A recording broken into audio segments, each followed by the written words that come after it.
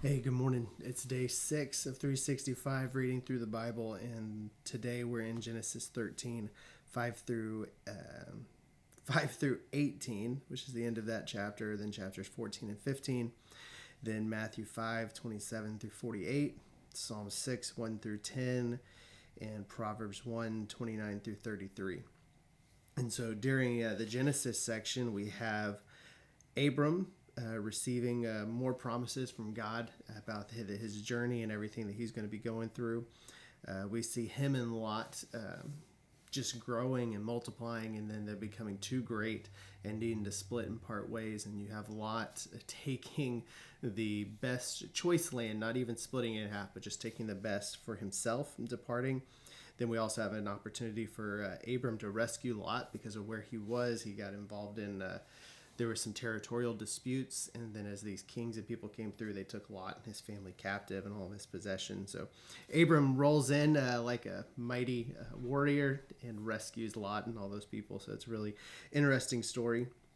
But one of the fun verses that happens in chapter 15 is that it says about Abram that he believed the Lord and it was reckoned to him as righteousness. And it's that big reminders that even in the Old Testament, that it wasn't just sacrifices and it wasn't just doing things, but it was this deep set belief that God was wanting. He was wanting that heart, in this heart belief led to righteousness being attributed. So if you want to read more and kind of dial in on hearing about some of those Old Testament people having that faith and having belief, and the belief leading to righteousness, I say hit up Hebrews chapter 11. It's a really good place to start there.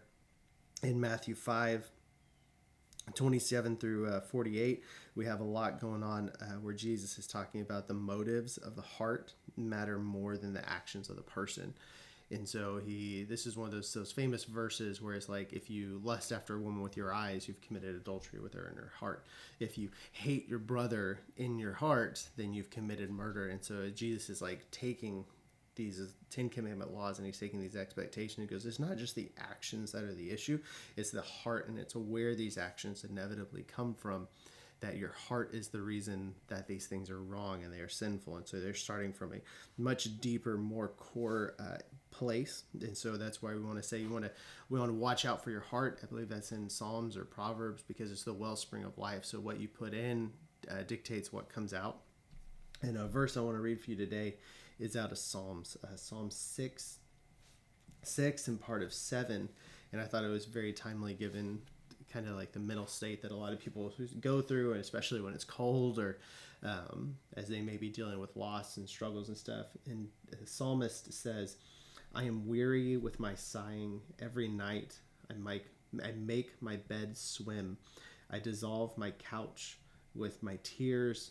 My eyes have wasted away with grief. And it's this reminder that grief and struggle and hurt and anxiety and depression and all these things exist, and they can be hard and it can be difficult. And we have to remember that even the psalmist is going through these difficult times and through these struggles and this anxiety and depression.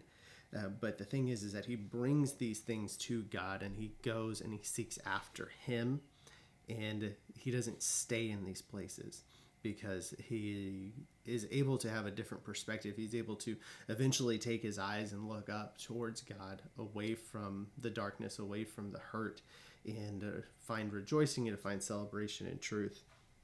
And then lastly, I want to round it out with a little bit of Proverbs. We've been talking about wisdom being in the streets, right?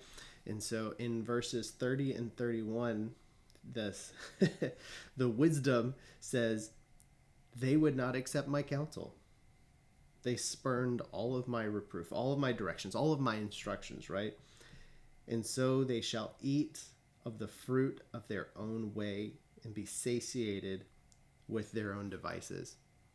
And it's this idea that as you get to this point of truth and wisdom and good things being presented to you over and over and over again, is there will come a time when the fruit of your actions comes to bear. And sometimes we just have to walk through those difficult times and learn from the consequences.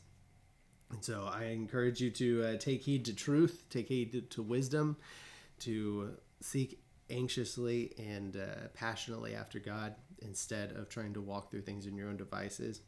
And so have a blessed Monday and a great week, guys.